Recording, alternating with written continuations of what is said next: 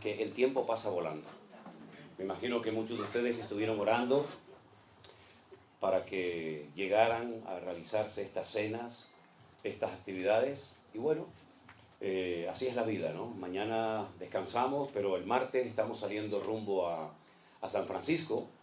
Y bueno, los hermanos también allí, lógicamente, pues merecen, ¿no?, que vayamos y estemos con ellos unos días.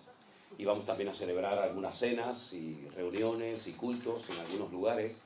Me gustaría pedirles oración, ¿vale? Así como los demás han estado orando para que estas reuniones en Las Vegas fueran de bendición, que lo han sido, nos vamos todos muy contentos y muy agradecidos. ¿Amén, hermanos? Amén. Pues ahora queremos pedirle a ustedes que oren para que las actividades que vamos a tener en San Francisco sean de bendición y las personas que van a asistir pues disfruten y se gocen del tiempo que vamos a estar pasando allí, porque estoy seguro de que también el Señor tiene bendiciones para nuestros hermanos en aquel lugar. Pero lo bonito de todo esto es que nuestras oraciones siempre suben muy rápidamente a la presencia de Dios. Ahí no hay problema de cobertura. El Señor no pierde nunca la cobertura, no la pierdas tú. No pierdas tú la cobertura y la presencia del Señor en tu vida, porque ese es el tesoro más grande que tú tienes. Más grande que tus hijos, más grande que tu marido, tu esposa. El tesoro más grande que tú tienes, ni siquiera es tu ministerio. Es la presencia, la cobertura del Señor en tu alma y en tu corazón. Porque se puede vivir sin hijos, se puede vivir soltero, se puede vivir de una forma sencilla y humilde, pero no se puede vivir sin la presencia de Dios. Él dijo, separados de mí, nada podéis hacer. Y el hombre se empeña en demostrarse a sí mismo y a los demás que puede vivir sin Dios y se equivoca rotundamente. El hombre sin Dios ha llegado a conductas y a comportamientos peor que animales salvajes. Las cosas que oímos, no sé aquí, porque aquí cuando llego, cuando estoy de viaje me desconecto completamente de las noticias y no sé lo que está pasando por ahí, a menos que sea algo muy grave, pero realmente cuando uno escucha, por ejemplo, las noticias en los noticieros de España, es increíble. Muchas veces tenemos que decir, oye, apaga eso, porque todos son tragedias. Niños que no sé qué, mujer que no sé cuánto, y estamos constantemente rodeados de noticias terribles.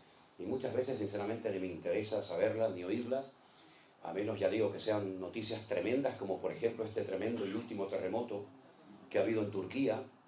Cuando nosotros estábamos en Israel, yo no lo sentí, pero en algunas partes de Israel, sobre todo en la costa, sobre todo en la ciudad de Tel Aviv, dice que sintieron parte de este movimiento, porque allí en Israel hay dos placas tectónicas, la africana y la asiática, y una sube y la otra baja, y cuando golpean, los terremotos son terroríficos.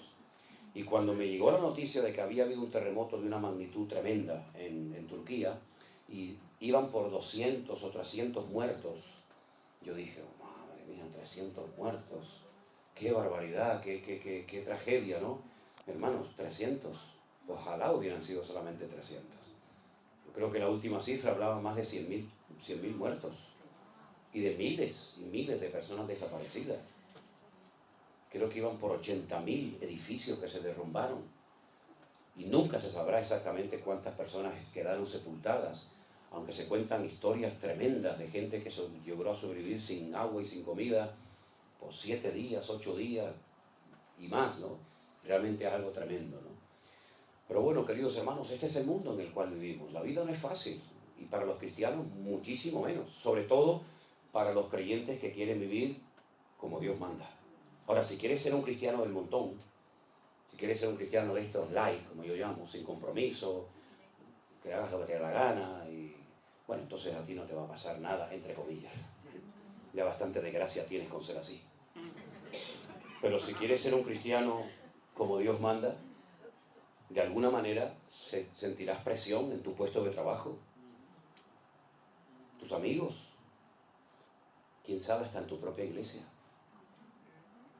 Nunca ha sido fácil para un cristiano que quiere ir en serio y poner su vida en orden, desde los pies a la cabeza. Nunca ha sido fácil la vida, pero contamos con el favor y con la bendición y el aval de nuestro Dios. Amén, hermanos. Y yo quisiera leerles en esta tarde parte de un capítulo que a mí siempre, de toda la vida, cada vez que lo he leído, para mí ha sido de una bendición tremenda, porque hay pocos capítulos en la Biblia, digamos, monográficos.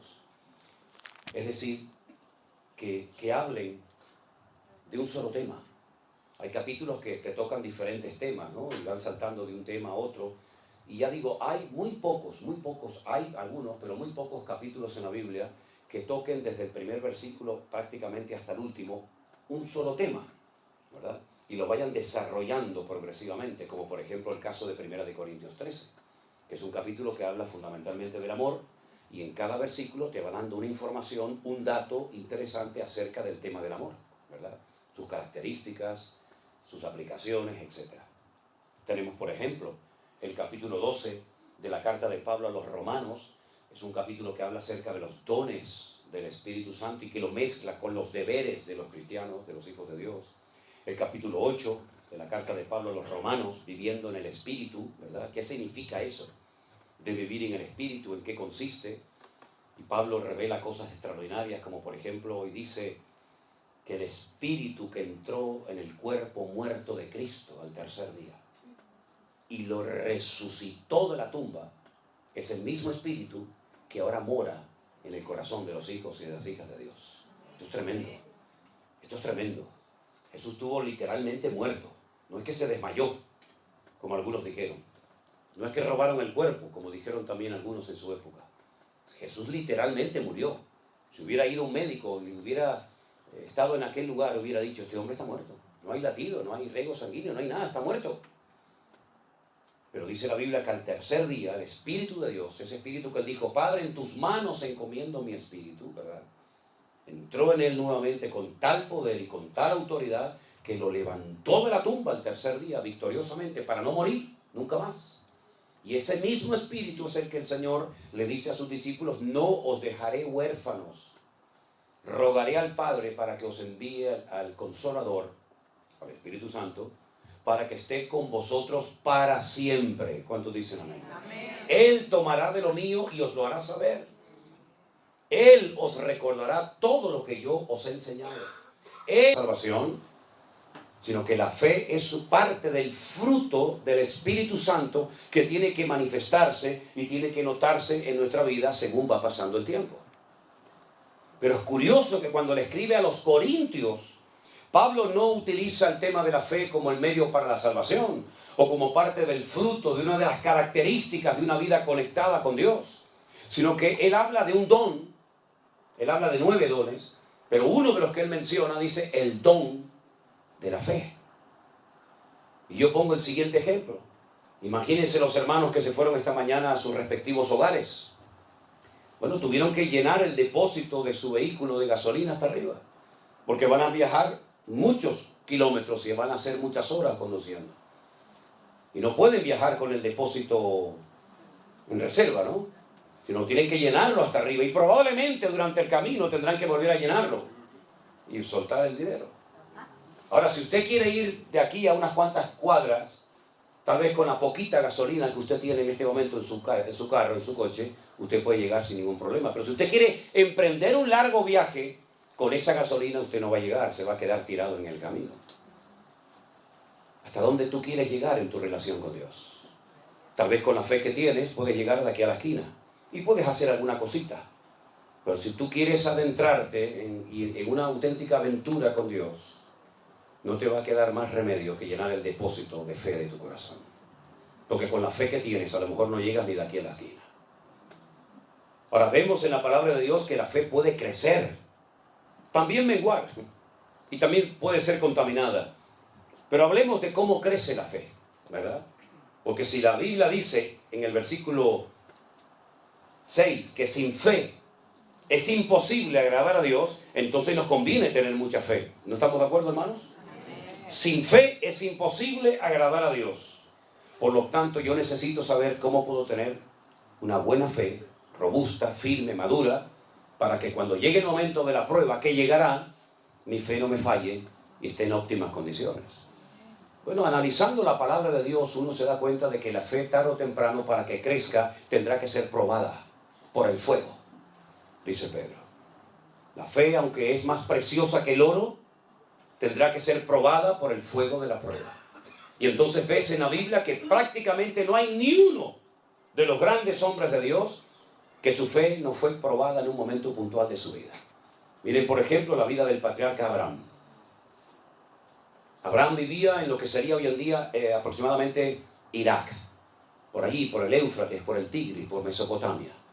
De repente este hombre recibe un llamado del Dios vivo y verdadero diciéndole que lo deje todo, tierra, padre, familia, que renuncie a su herencia, porque así ocurría, que lo deje todo y que se adentre al desierto a caminar, y dice que salió sin saber a dónde iba. Cuando usted salió de su casa, de su ciudad, hace unos días para poder venir a estas reuniones, usted sabía a dónde iba, ¿sí o no? Cuando usted salió esta tarde de su hogar para venir a esta reunión, usted sabía a dónde tenía que venir. Pero si alguien paraba a Abraham por el desierto y le decía, ¿a dónde vas? Abraham no podía dar una respuesta coherente, decía, no lo sé. ¿Cómo puede salir un hombre dejándolo todo atrás y encima no saber a dónde voy? Salió sin saber a dónde iba, dice la palabra. Versículo 8 dice, obedeció para salir al lugar que había de recibir como herencia y salió sin saber a dónde iba. Versículo 9, por la fe habitó como extranjero en la tierra prometida, como en la tierra ajena, morando en tiendas con Isaac y Jacob, coherederos de la misma promesa. Es decir, pasó de una vida de confort, de una vida de estabilidad, con su trabajo, con su familia, etcétera, etcétera, a una vida de nómada. No sé a dónde voy y dejo mi casa, dejo mis patrimonios, dejo todo para vivir en tiendas de campaña, cosa que nunca había hecho. ¿Cuánto tiempo? No lo sabía. ¿A dónde vas? Tampoco lo sabía. Y todo eso lo hizo por fe en el llamado que había recibido de parte de Dios. Porque Dios le había hecho una promesa. Y la promesa consistía en que sería dueño, él y su descendencia, de todo un país. La tierra de Canaán, la tierra de Israel. Y dice aquí, porque además de todo eso, esperaba la ciudad que tiene fundamentos, cuyo arquitecto y constructor es Dios. Ahora díganme ustedes, ¿qué ciudad ha construido y edificado y diseñado Dios? ¿Dónde está esa ciudad que ha construido Dios? Que la ha diseñado hasta el más mínimo detalle. ¿Dónde está esa ciudad? Porque de esa ciudad no se habla nunca en el Antiguo Testamento. No se habla ni en la ley de Moisés, no se habla ni en los salmos, no se habla en ninguna parte. Pero dice aquí el autor de este capítulo que Abraham salió, número uno, sin saber a dónde iba, agarrado firmemente a una promesa de heredar algún día una tierra. Vete tú a saber dónde estaba esa tierra. Y además, en el fondo, lo que Abraham realmente buscaba era la ciudad cuyo arquitecto y fundador es Dios. ¿Cómo podía saber él que existía esa ciudad? ¿Y dónde estaba esa ciudad? Si el primero en toda la historia de la Biblia que nos relata esa ciudad, cómo es, sus medidas, sus materiales, etcétera, etcétera, hasta su nombre, fue Juan en el libro del Apocalipsis, en el capítulo 21 y 22 del Apocalipsis. Pero dice la Biblia que salió sin saber dónde estaba, pero la buscaba, y dice que la saludó y la vio de lejos. Por eso es el hombre llamado en la Biblia el padre de la fe. Esa ciudad cuyo arquitecto y fundador y diseñador es Dios, es nada más y nada menos que la Nueva Jerusalén. Si quieren saber cómo es, si quieren saber cuáles son sus características, sus medidas, sus materiales, etc., lean esta noche antes de dormir el capítulo 21 y 22 de Apocalipsis y te vas a quedar asombrado, porque ahí está la ciudad que Abraham buscaba y dice que la vio. Es decir, aún antes del nacimiento de la iglesia, aún antes del nacimiento físico y terrenal del Señor Jesucristo, ya Dios había construido esa ciudad destinada en la eternidad para ti y para mí. ¿Cuántos dicen amén? Tremendo. Fíjate que un día los judíos, hablando con el Señor Jesucristo, Él habla de su eternidad y les dice, yo soy antes de Abraham. Y le dijeron, ¿cómo vas a decir tú antes de Abraham si no tienes ni 40 años? Por poner una cifra, ¿no? Si ustedes verdaderamente fueran hijos de Abraham, como le dijo el Señor a los judíos, creerían en mí, porque Él vio mis días y se gozó. Es increíble, ¿verdad? Cómo parece que estaba ya todo escrito y planificado desde antes de la fundación del mundo. Ya la nueva Jerusalén existía antes de la creación de Adán y Eva. Ya el Señor Jesucristo sabía que moriría algún día en una cruz y aún no había sido creado Adán y Eva ni el jardín del Edén. Luego ya Dios lo que hace en su palabra es relatarnos lo que para Él ya es pasado, pero que todavía para nosotros sigue siendo un misterio y sigue siendo futuro. Por eso es muy interesante ver cómo Dios relata las cosas del futuro que cuando te las cuenta, las lees y parecen como que ya han sucedido en el pasado lejano y distante. Cuando le dice aquel anciano a Juan en la isla de Patmos, Juan, estas multitudes que no se pueden contar, con ropas blancas, de todas las naciones, pueblos, tribus y lenguas, ¿quiénes son esta gente? ¿De dónde han salido? ¿De dónde vienen? Y Juan en aquel momento llora y le dice, yo no lo sé, Señor. Yo no sé quién es esta gente. Yo no sé de dónde han salido. Y la respuesta celestial fue, estos son los que ya han salido de la gran tribulación y no han manchado sus vestiduras, sino que se han mantenido santos y puros para el Cordero de Dios. Ya han salido de la gran tribulación y la gran tribulación aún todavía no ha empezado. Pero el Señor te lo cuenta en futuro, lo que todavía no había, en pasado, lo que todavía no ha ocurrido. Porque ¿qué es lo que será? Dice la Biblia, lo mismo que fue. Por lo tanto, qué interesante es ver cómo Dios, me permite la expresión, Él ya vio toda la película. ¿No les ha pasado a ustedes que ya han visto, por ejemplo, ahora Cristina está viendo una serie, Fauda, que yo la he visto en internet, en Netflix, y yo ya la he visto toda, ya va por la primera temporada, y yo ya voy por la cuarta. Y cuando yo la estoy viendo, y yo le digo, cuidado con este que es malo, ¿eh? Eso le enfada muchísimo a Miriam. Yo entro en la habitación y digo, ay, pero este chico la va a matar a la chica. Pero papá, por favor, pero no me cuentes la película. El Señor ya nos contó en la Biblia la película. El Señor ya nos contó la película. Él sabe cómo va a terminar todo. Por eso no tenemos que tener miedo. Mira, el mejor antídoto para la depresión, el mejor antídoto para la tristeza, ¿sabes cuál es? El libro del Apocalipsis.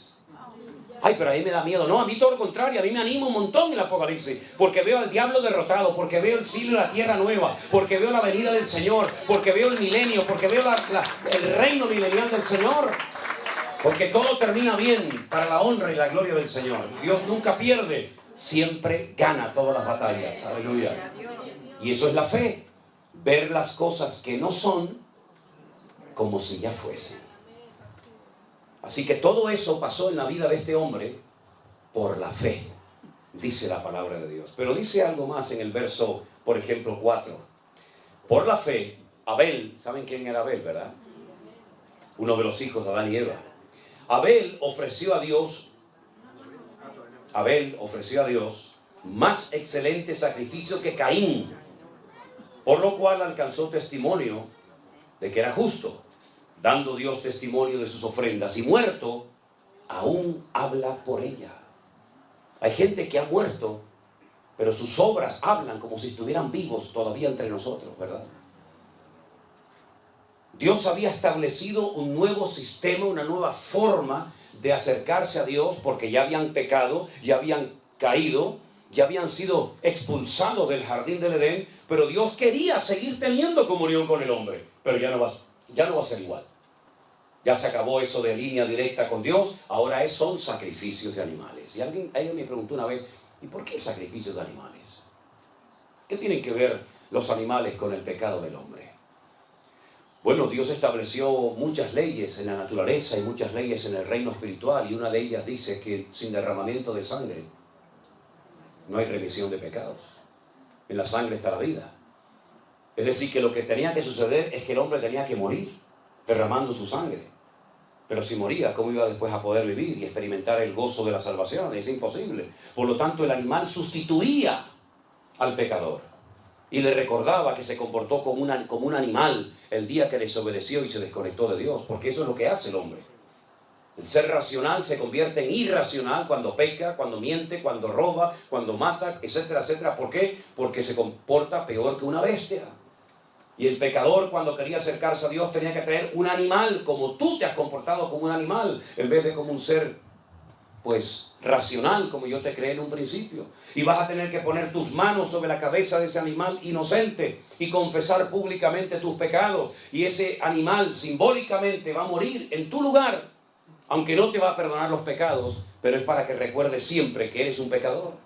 Y eso pasó durante siglos y siglos y siglos. Nadie podía acercarse a Dios como nosotros hoy en día, que oramos, pedimos perdón y ya está. No, durante siglos la gente tenía que ir al templo de Jerusalén a presentar sus correspondientes sacrificios. Pero claro, no había un sacrificio que te limpiaba completamente de tus pecados, sino que continuamente tenías que ir, y otro día, como cuando éramos católicos. No ibas al cura y te confesabas y ya te perdonaba los pecados para toda la vida. ¿Verdad que no? Yo me acuerdo que un día un cura me dio una bofetada. Me dio un sopapo un cura una vez, porque como nos obligaban a confesarnos, cuando yo estaba en el colegio de curas y era monaguillo, pues me llevaba a confesar antes de poder comulgar. Antes era así. Y cuando iba al cura y le decía de aquello de Ave María Purísima, sin pecado concebida, hijo, cuénteme sus pecados. Y yo, de bromista, le digo, Padre, me confieso de mis pecados y también me confieso de los pecados que voy a hacer cuando salga de misa otra vez. Y salió del confesionario y me dio una bofetada y dice, no, sin vergüenza, no tienes vergüenza. Digo, es que voy a pecar otra vez, es que hay una niña que me gusta mucho y me voy a ir con ella después cuando salga de la misa. ¿Te das cuenta? No hay alguien que te pueda perdonar para siempre los pecados, solamente aquel que dijo, este es el Cordero de Dios que quita el pecado del mundo. A Él sea la gloria y la honra en esta noche. Jesucristo, el Hijo de Dios, aleluya. Él perdona y olvida. La pregunta es, ¿y tú te has perdonado a ti misma? Porque hay gente que Dios ya les perdonó, pero ellos siguen con la matraquilla de que soy pecador y no sé qué. Pero mira, si Dios ya no sabe lo que le estás diciendo. Dios perdona y olvida para siempre. Y nunca más volverá a echarte en cara tus pecados. Si te vienen esos remordimientos de conciencia, si te vienen esos malos recuerdos, no es el Señor, es el diablo que viene a acusarte de lo que Cristo ya te perdonó. Y eres libre completamente en el nombre del Señor, ¿verdad? Y entonces cuando Abel sabía que tenía que ir ante la presencia del Señor con un sacrificio de animales, él fue y lo hizo así, porque eso era lo que Dios había enseñado. Pero su hermano Caín no lo hizo, porque era un desobediente, era un rebelde. ¿Quién le enseñó a Caín a ser desobediente y rebelde? ¿Es que acaso tenemos que darle una clase, un curso intensivo a nuestros hijos para que se porten mal o sean desobedientes? Ya lo llevan dentro. Ya va en el paquete. No tienes que enseñarle a que sea un respondón, ya lo lleva adentro. No tienes que enseñarle a que sea cualquier otra cosa, porque lo que hay que enseñarle son buenos modales y buenos principios, pero lo malo ya lo llevan dentro. Como dijo aquel, dice, el hombre no es pecador porque peca.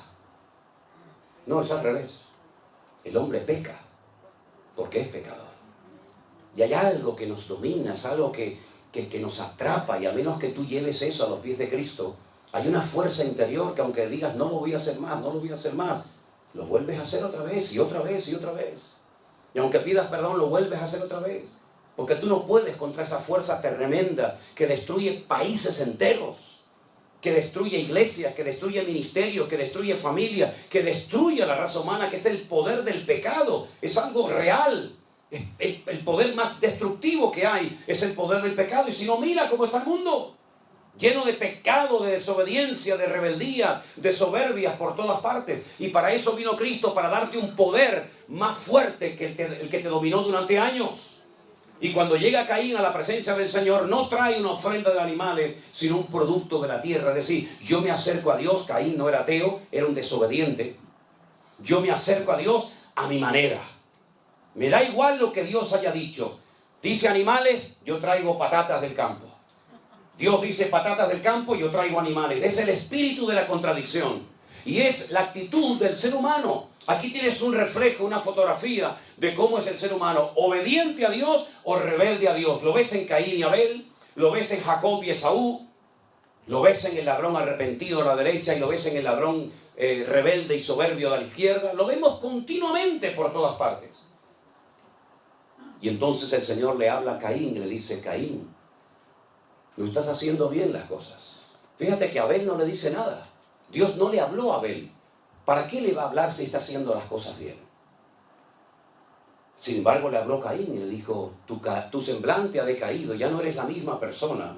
Miras con malos ojos a tu hermano, pero si hicieras las cosas bien, yo no te bendeciría. Y en vez de arrepentirse, en vez de humillarse y decir: perdóname, Señor, lo siento, voy a corregir el rumbo. Como dice la Biblia: si oyereis hoy su voz, no endurezcas tu corazón. Pues entonces lo que hace es que engaña a su hermano y le dice: Abel, vamos a dar un paseo por el campo. Y el otro dice: vamos. Se fía de su hermano. Es noble de corazón. Ni siquiera se imagina lo que le va a hacer su propio hermano. Y dice la Biblia que su hermano Caín se levanta contra él y lo mata. El primer asesinato de la historia de la humanidad. Y Dios le vuelve a hablar a Caín y le dice: Caín, ¿dónde está tu hermano Abel? Lo confronta, ¿no? Y Caín le dice: ¿soy yo acaso guarda de mi hermano? Como diciendo: yo qué sé dónde está mi hermano. Y le dice el Señor algo tremendo y le dice: la voz de la sangre de tu hermano Abel ha llegado hasta mi presencia.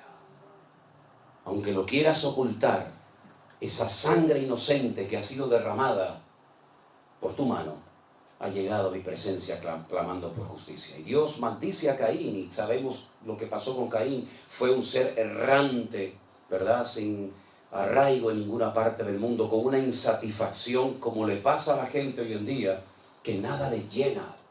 Se emborrachan, se drogan, van a fiestas, van a casinos, viajan, se casan, se divorcian, se juntan con una, se juntan con otra, se meten en una secta, salen de una secta, se meten en otra, tienen dinero, pierden el dinero, vuelven a ganar dinero, y hay una constante insatisfacción en su vida y nada les llena. Es como un hueco que nunca se termina de llenar, porque cuando una persona es desobediente y arrogante y le da las espaldas a Dios, nunca te sentirás feliz ni en paz en esta vida. Es el espíritu de Caín, el espíritu errático, el espíritu que cuando está aquí quiere estar allá, cuando está allá quiere estar aquí, cuando hace frío dice: ay, a ver si viene el calor y quiere estar en el frío, cuando está navegando en alta mar quiere llegar a tierra, cuando está a tierra quiere volver a alta mar, cuando es de día anhela la noche, cuando es de noche anhela de día. Es una constante insatisfacción, y esa es la característica típica del que está fuera de la voluntad de Dios. Sin embargo, el que está en la voluntad de Dios le da igual si hace frío o calor, le da igual si le aplauden o le critican, le da igual si tienes que predicar a unas sillas vacías o a un auditorio de miles de personas. ¿Sabes por qué? Porque ya el vacío lo llenó el Señor Jesucristo, nuestro amado y bendito Señor. Aleluya. Es así, hermano, es así. ¿Y por qué Abel fue obediente? Porque dice que lo hizo por fe, porque la fe nos ayuda a ser obedientes y la rebeldía nos ayuda a ser gente desobediente. Tú tienes que elegir en esta noche qué tipo de vida, qué modelo de vida tú vas a vivir. Y otra cosa, para los que son padres y madres, lo que tú elijas, el camino de la obediencia, el camino del sometimiento al Señor, o el camino de la desobediencia y dándole las espaldas a Dios, quieras o no quieras, te pongas como te pongas, se lo vas a transmitir a tus hijos. Así que ándate con ojo. Porque no solamente los seres humanos tenemos la capacidad de transmitir nuestra genética a nuestros hijos, sino también hay una influencia espiritual sobre nuestros hijos que se transmite aunque no creas en ello. Por eso es muy importante que tú no solamente analices tus palabras, sino tu actitud. Porque puedes decir todo lo que tú quieras y puedes gritar y puedes hacerte el macho y puedes hacerte lo que tú quieras. Pero si tu vida por dentro no es igual que lo que parece ser por fuera, tú vas a transmitir tu rebeldía, tu amor al Señor, tu pasión por la obra del Señor o tu rechazo al Señor y a su palabra. Lo vas a transmitir quieras o no quieras. ¿O es que no hemos leído en la Biblia que dice, tal la madre, tal la hija? Vemos un niño pequeño y decimos, ¿cómo se parece a su padre? Es igualito, igual de terco, de cabezón que el padre o que la madre. Y el niño tiene meses, pero ya comienza a brotar ese germen que llevamos por dentro. ¿Se acuerdan cuando el Señor Jesucristo le dijo a sus discípulos aquella frase preciosa? En el mundo tendréis aflicción, pero confiad, yo he vencido al mundo. Mi paz, dice el Señor a sus discípulos, mi paz os dejo. No como el mundo la da. Es decir, la paz que tenía Cristo, el príncipe de la paz, no se la llevó al cielo con él, sino que se la dio a Pedro, se la dio a Juan, se la dio a Santiago, y todos tenían la misma paz que tenía el Señor Jesús. Pasa el tiempo, ya tienen en su corazón la paz de Cristo, y ahora el Señor reúne a sus discípulos y les dice, quiero mandarles de 2 en 2 a todos los lugares, aldeas, pueblos y ciudades donde yo voy a ir a llevar la palabra. Cuando lleguen a una casa, si no os reciben, si no os dan hospitalidad como era en la época, lo que se tenía que hacer, vuestra paz volverá a vosotros.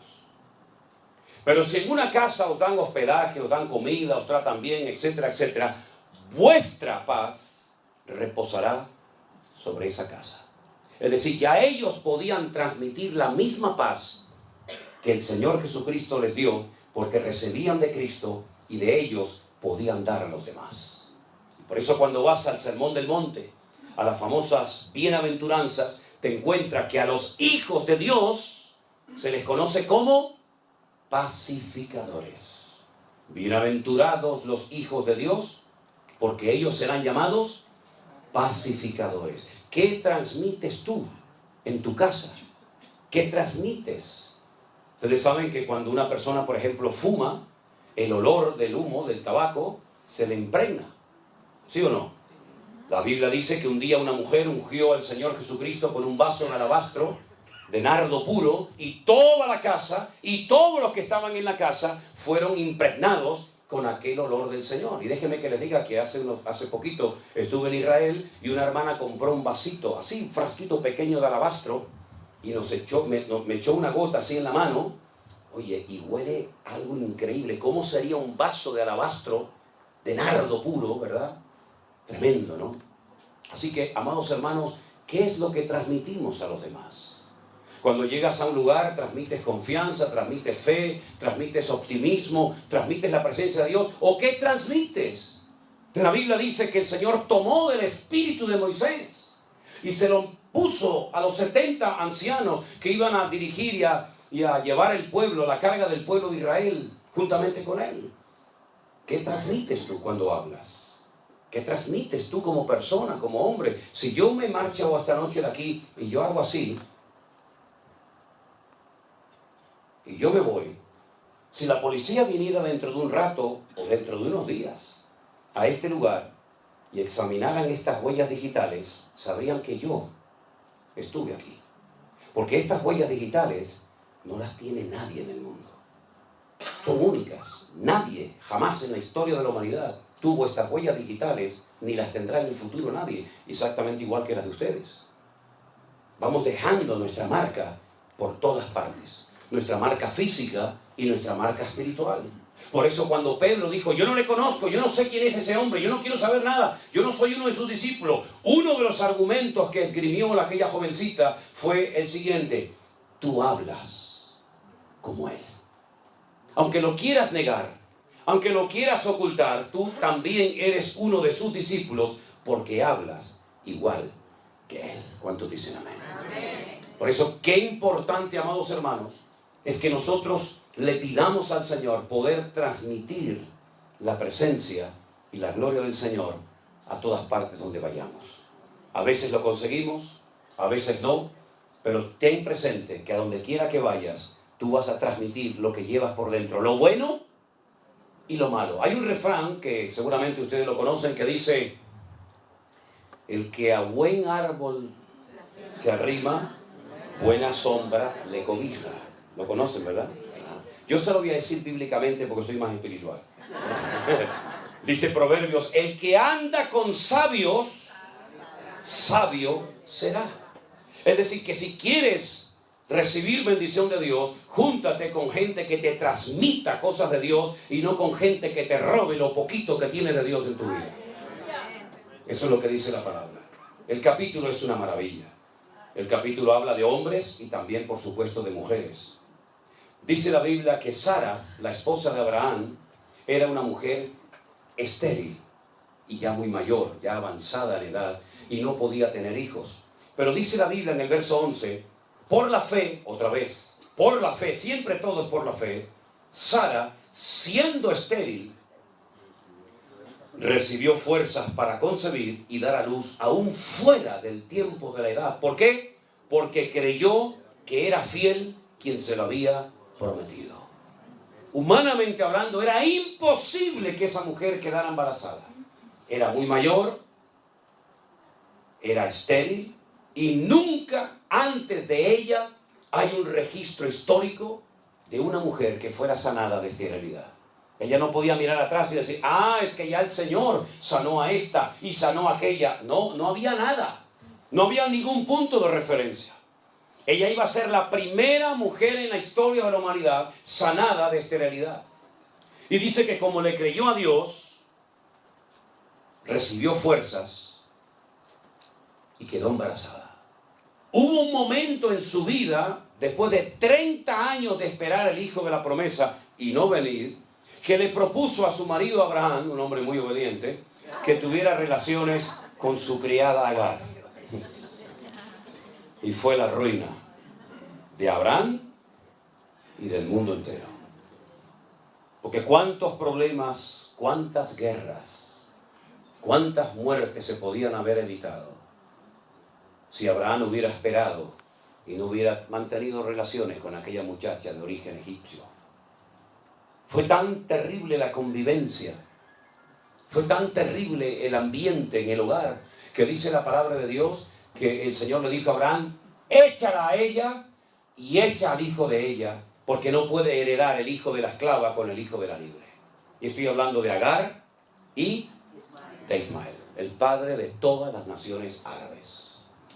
Que cuando la Biblia habla de él, porque Abraham lógicamente lo amaba porque era su hijo, de momento era el único que tenía, la palabra en hebreo, el término que emplea será un Pere Adam, no un Adán Pere, sino un Pere Adán. Pere significa en hebreo salvaje, indomable, y Adán significa hombre.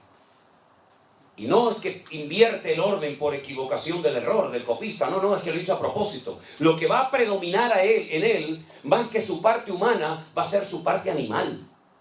Es un salvaje. Él siempre estará en contra de todo el mundo. Y todo el mundo estará siempre en contra de él. Y por su espada, vivirá. Así es que esto es imposible, esta convivencia entre unos y otros. Cógelo y échalo de casa y yo me encargaré de él. Y entonces cuando ella es expulsada del hogar de Abraham, cuando el Señor se le presenta en un pozo, y es la primera vez que el Señor le habla a través de un ángel a una persona en la humanidad, Agar. Y le promete que va a ser príncipe de 10 naciones y le promete prosperidad, como hasta el día de hoy la vemos. Naciones que cuando vas, tú dices, pero esta gente ¿qué tiene? Si no tienen ni un árbol.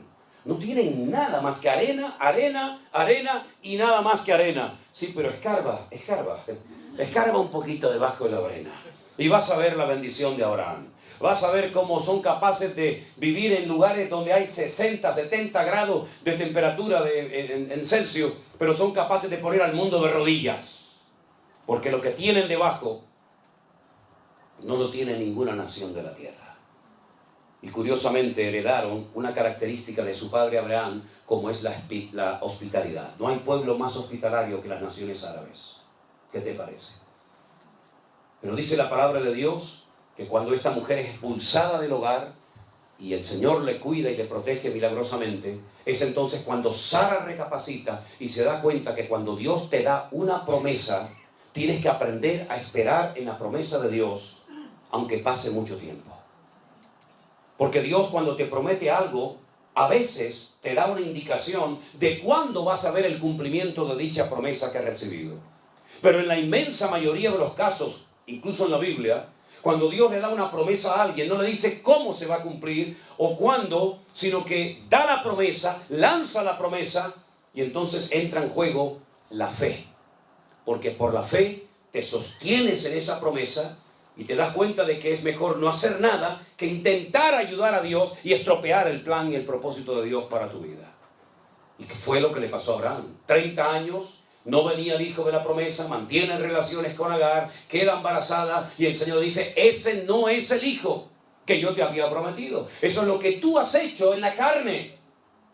Y a veces en la carne has hecho algo que te ha salido aparentemente bien, pero a la larga te pasa la factura.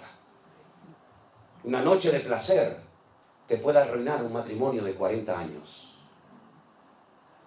Una noche loca te puede arruinar toda una vida.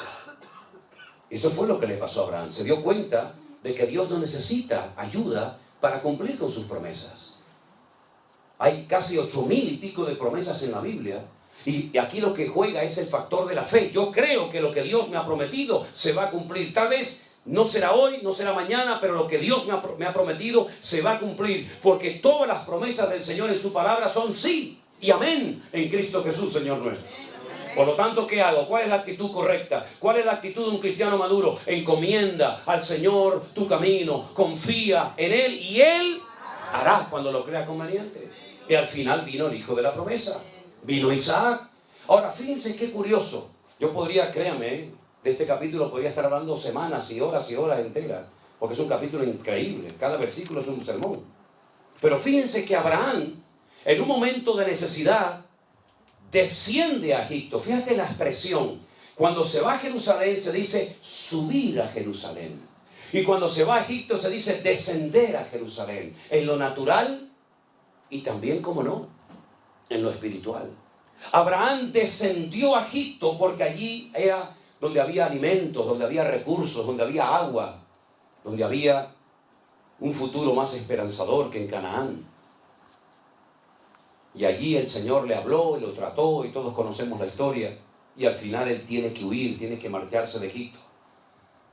Cuando su hijo Isaac es grande y vuelve a tener parecidos problemas a los que su padre tuvo, falta de agua, falta de recursos, falta de alimentos, etc. ¿Qué es lo primero que piensa el hijo? En hacer lo mismo que le vio hacer a su padre. Descender a Egipto. Pero Dios le dice a Isaac, no vayas a Egipto, no desciendas a Egipto. Pero Señor, yo soy dueño de miles de cabezas de ganado. Donde yo vivo no hay pastos. Donde yo vivo no hay agua, no hay recursos, no hay nada. Voy a terminar perdiéndolo todo. En Egipto está el río Nilo, el río más largo del mundo. Siempre hay agua, siempre hay tierra fértil. El Señor dice, no vayas a Egipto. Quédate aquí. Y uno dice, ¿dónde le dijo el Señor a Isaac? Quédate aquí, no te muevas. En un lugar llamado Beer-sheba. La palabra Beer en hebreo es pozo. Sheba es el número 7. Beer-sheba, la ciudad de los 7 pozos. Algunos de ellos los había abierto su padre Abraham. Entonces dijo, bueno, pues oraremos para que salga agua de los pozos y vamos a ver qué pasa. Los filisteos venían y le echaban tierra y piedra a los pozos y se los cegaban. Y entonces él se iba a otro lugar y abría un pozo, encontraba agua y los filisteos venían y se lo cerraban. Y entonces seguía hasta que dice que llegó a un lugar llamado Rehobot, que son lugares amplios. Y entonces dice que ese año en pleno desierto, con muy poca agua, sin recursos humanamente hablando, dice que sembró y cosechó a 100 por 1. Y uno dice, Dios mío, no es el lugar, es la actitud de mi corazón lo que marca la diferencia. No es América, no es Europa, no es África, no es aquí ni allá. Es mi fe en Dios lo que marca la diferencia. Porque puedes estar en un lugar de prosperidad y de bendición y de trabajo, pero está la bendición de Dios sobre tu corazón. Porque el lugar es lo menos importante, hermano, créame. El lugar es lo de menos. Lo importante es tu corazón y tu fe en el Señor. El rey Salomón, el sabio Salomón, llegó a escribir un día un proverbio y dijo: es mejor un bocado seco y en paz, pero con la bendición de Dios, que casa llena de provisión donde no está la bendición del Señor. Sé lo que es dormir muchos días, muchas veces en gasolineras dentro de mi coche, porque no tenía ni para pagar una habitación de un hotel o de un hostal. Sé lo que es viajar en barco y llevarme un trocito de pan. Mientras los demás iban al comedor a comer, yo no podía ir, porque no tenía dinero para comprar la comida en el barco. Sé lo que es sentarme a la mesa, sin comida, con los platos vacíos, y orar: Señor, gracias por estos alimentos que tú me has provisto para hoy. Y hemos aprendido algo en todos estos años, y es que cuando uno pone su confianza en el Señor, no importa la cantidad, lo que importa es que te agarres al Señor y seas capaz de creerle a Dios. Y ese día, cuando en un pueblecito de España llamado Medina de Pomar, provincia de Burgos, nos sentamos Elena y yo, porque en aquellos tiempos nuestras hijas no habían nacido, oramos con los platos vacíos y le dimos gracias al Señor por los alimentos. Al ratito, mientras conversábamos, alguien tocó a la puerta de nuestra casa y nos trajo un dinero, sin saber ella nada, porque venía de otro lugar, con una cantidad de dinero que nos sirvió para comprar comida ese día. Y como dijo el apóstol Pablo, y yo, para la gloria de Dios, también lo puedo decir: sé vivir humildemente y sé tener abundancia. En todo y por todo he sido enseñado y entrenado por el Señor, tanto para tener abundancia como para padecer necesidad, porque todo lo puedo en Cristo que me fortalece. Y eso es lo que el Señor quiere enseñarnos a nosotros en el siglo XXI. Hay tiempos de abundancia. Cuidado, porque echa más a perder la abundancia que la escasez. Es mucho más fácil recurrir a Dios en momentos de escasez que acordarte de Dios en momentos de prosperidad. Es más peligrosa la abundancia que la escasez, porque Salomón también dijo: si me das mucho, si me sobra mucho, puede ser que me termine olvidando de ti. Pero si me das poco, puede ser que termine robando y pecando contra ti. Por lo tanto, Señor, manténme de lo necesario para que no peque contra ti, ni en la abundancia ni en la escasez. Eso es una lección que no se lee en un libro, sino viviéndolo cada día en tu vida. Aleluya. Claro, a todos, también a los cristianos, nos gusta tener nuestras necesidades básicas cubiertas. Y poder invitar a tu esposa una noche a comer, y poder comprarte una camisa si te gusta. Claro, no hay nada malo en eso. Pero no te olvides que el Señor es mi pastor y nada nos faltará. Y lo importante es tenerlo a Él.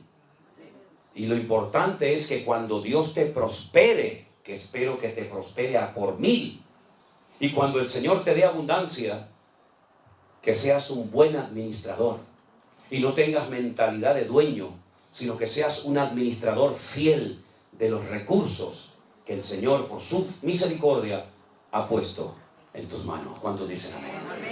Yo quiero terminar en esta noche leyendo los últimos versículos de este precioso capítulo, que podríamos estar horas y horas hablando de él. Hay una mujer mencionada en el versículo 31 que no era judía, era cananea. Su nombre es Rahab.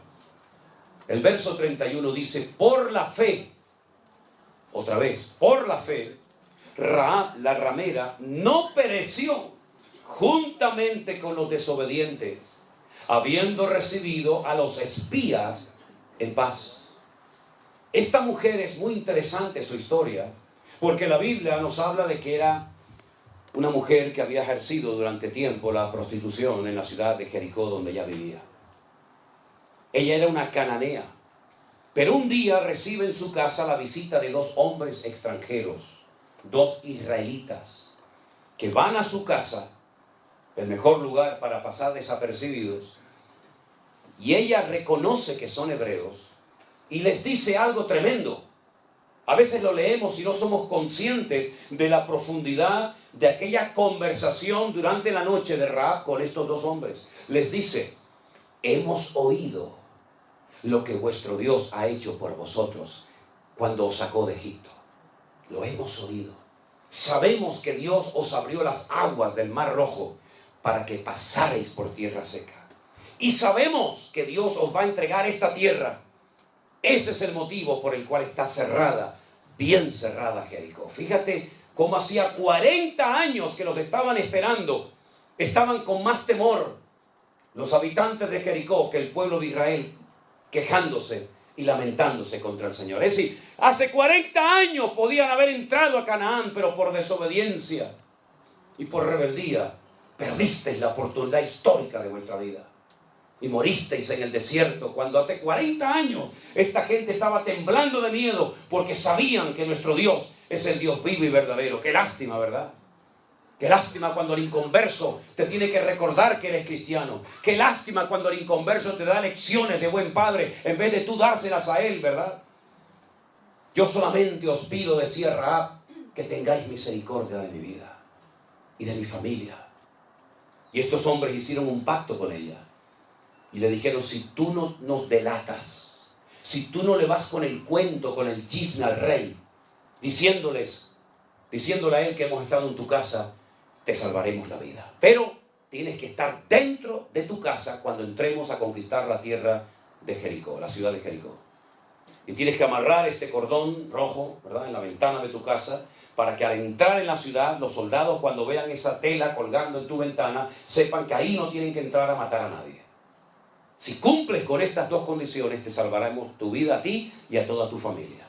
Ahora tú imagínate Rahab viendo casa por casa, convenciendo a su padre, a su madre, a sus primos, a sus cuñados, a sus sobrinos, dándoles testimonio, ¿verdad? Vengan a mi casa, pero ¿cómo vamos a ir a tu? Vengas a mi casa que hay salvación. La verdad que la fe de Rahab fue tremenda, ¿eh? Y dice la Biblia algo interesantísimo sobre su casa. No sé si se acuerdan. La ciudad de Jericó era como dos círculos concéntricos, uno dentro del otro. Había una muralla exterior y otra muralla interior, y entre muro y muro, dice la Biblia que Rahab había construido su casa. Vivía entre un muro y otro. Quédense con ese detalle. Cuando llega el día de la invasión, de la conquista de Jericó, la Biblia dice que las murallas de Jericó se derrumbaron. Y cuando arqueólogos descubrieron las antiguas murallas de Jericó, llegaron a una conclusión muy interesante. Se dieron cuenta por la posición de las piedras que las murallas no habían caído de una forma normal. No habían caído de adentro hacia afuera o de afuera hacia adentro, se habían derrumbado los muros, sino que cayeron exactamente igual que aquella imagen que tenemos en nuestra mente del día de las Torres Gemelas, cuando se desmoronaron sobre sí mismas, porque fue una obra de Dios. De arriba abajo se desmoronaron aquellas piedras, pero la casa de Rahab, que estaba entre el muro de afuera y el muro de adentro, no se cayó.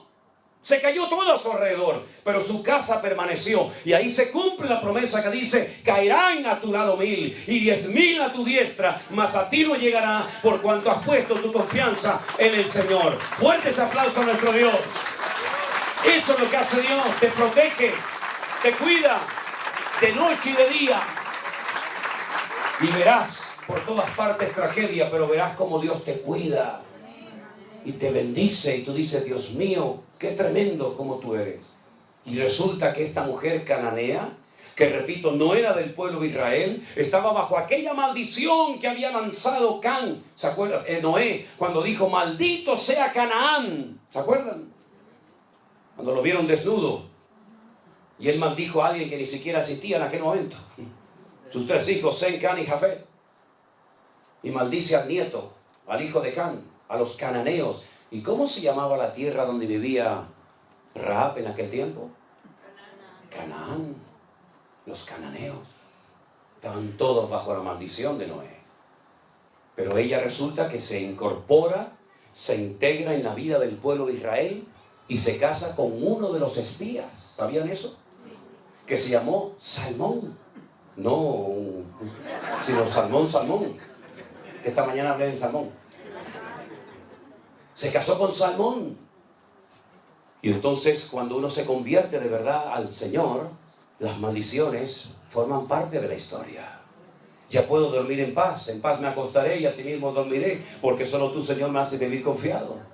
Ya no tengo miedo de lo que me hizo mi padre, lo que me hizo mi abuelo, de lo que pasó en la Reconquista, lo que no, yo no tengo nada que ver con eso. Yo voy a quitar del pueblo, dijo el Señor, ese refrán que tenéis que no concuerda con la realidad. Los padres comieron las uvas y los hijos tuvieron la dentera. El alma que pecare, esa morirá. El hijo no morirá por los pecados del padre, ni el padre morirá por los pecados del hijo, sino que el alma que pecare, esa morirá. Así que ella ya no es una mujer bajo maldición, sino que ahora toda la maldición se convierte en bendición y queda embarazada y tiene nada más y nada menos que a un hijo que se llamó Booz. Booz.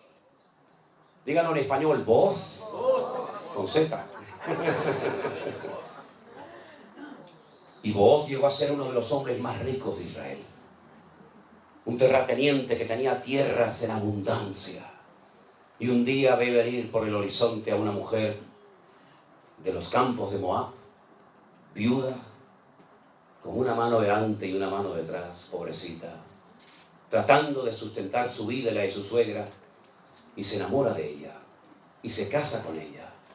El hijo de Rahab se casó con Ruth, la moabita, y quedó embarazada, y tuvo un hijo llamado Obed. Y Obed pasa el tiempo y tiene un hijo llamado Isaí. E Isaí tiene muchos hijos, pero sin lugar a dudas, el más famoso de todos fue el mismísimo rey David. ¿Y de dónde viene el Señor Jesucristo? Entroncado con esa familia, con la familia de Judá, porque Dios torna la maldición en bendición. ¿Cuántos dicen amén? ¡Gloria a Dios! ¿De dónde ha salido eso de que vamos a echarle hoy los demonios a los hermanos miembros de la iglesia? ¿De dónde ha salido ese disparate? Incluso algunos hasta le dicen tiene que pagar para que el pastor le bendiga y le saquen los demonios y les rompan las maldiciones generacionales. ¿Saben cuando fui a Santiago de Chile la primera vez? Yo iba a predicar en una iglesia de indígenas ahí en Chile. Y estábamos en una plataforma, un montón de gente, y yo estaba entre ellos y me dice el pastor al oído, usted viene de España, ¿verdad? Y le digo, sí, de las Islas Canarias vengo.